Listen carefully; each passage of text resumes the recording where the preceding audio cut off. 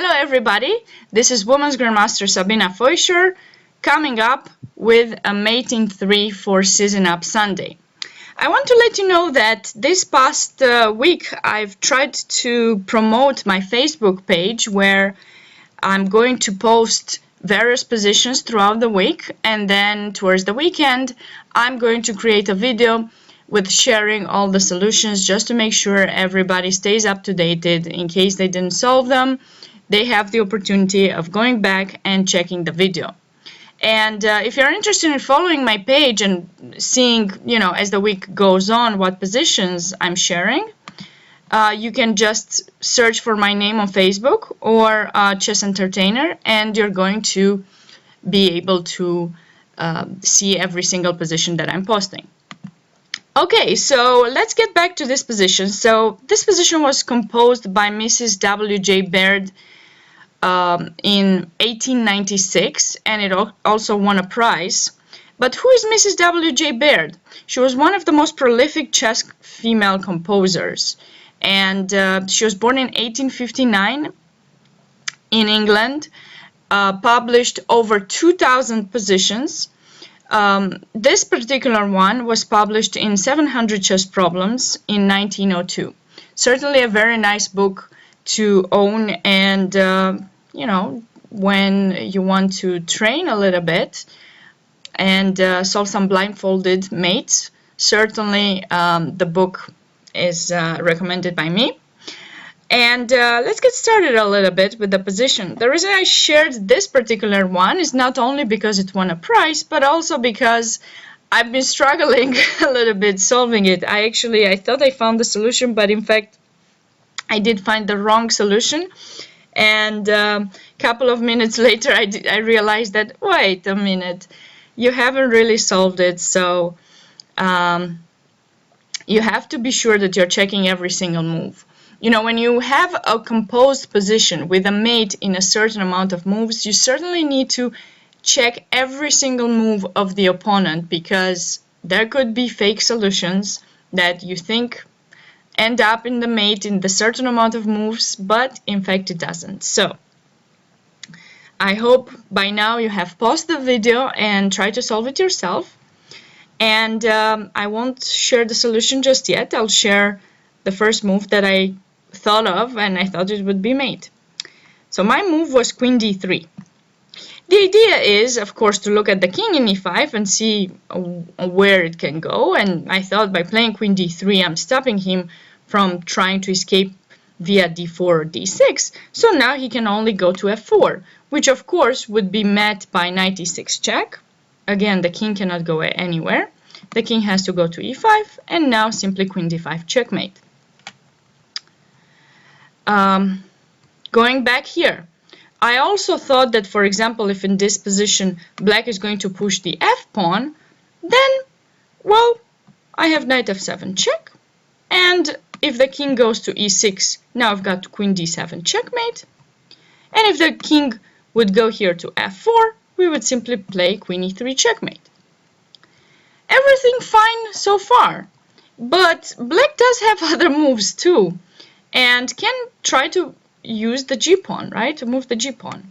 And for example, if they take in h6, now after Knight F7 check, if black goes King E6, of course there's still this mate, but now if black goes King F4, there isn't a mate anymore.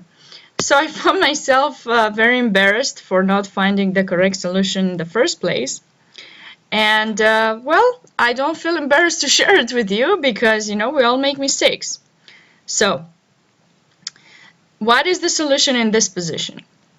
You have to remember that most of the time when there's a composed position, if it is a good composed position, all of the pieces on the board are going to play a specific role. They are not there just to be there. They are there for a specific reason, because they are going to help the checkmate. And in the solution that I potentially had found, most of the pieces wouldn't really do much. Like this pawn, the king, this pawn in D2, they wouldn't do very much. And so that is the reason why that was not the right solution. So the correct solution here is Knight B7. you're basically, okay, so using one of the pieces first to restrict black's king from going to d6. Now let's consider every single move of black's. Let's say the king would go to e6. In that case, we would use this other knight in h7, give knight g5 check, utilizing the pin, and here black has two choices, king to e7 or king to e5. If they go king to e7, well, the knight is stopping him, so there's going to be queen f7 mate. If the king would go to e5, there's going to be queen e4 mate. Quite simple. Okay, what else can black do? Well, they can certainly go king f4, right? But after king f4, we're going to utilize our queen once again, making the king go back to e5, and now we can see the use of the d-pawn. Okay, so we pretty much, for the moment, used about 5 pieces, right? The knight has moved, the queen has moved, the pawn has moved in one of the variations, this knight as well in the other one, and this pawn in h3. Let's make sure that I'm right and every single piece is going to do its part as we move along. Okay, so another move would be, for example, f5. Okay, so after f5, how does white mate? Well, you have to be careful, make sure it's going to be a mate in 2. Queen d6 check, the king has to go to e4, and now knight g5 checkmate. So again, using the queen, the knight, and the knights. Okay, but black does have another move. Pawn takes h6. And here, that pawn is being utilized as well. White mates by capturing an f6 check. Black has to go king e4, and in this position, knight c5 checkmate. So now, okay, once again, this pawn is controlling, and this pawn is part of the game as well, controlling d5. So pretty much a lot of the pieces have been helping. This pawn has helped when there was a mate in d7. This one has also helped to restrict the king. Same did this one when there was a mate in g4. This pawn was here for black to be able to capture in h6, and otherwise there could be faster mates.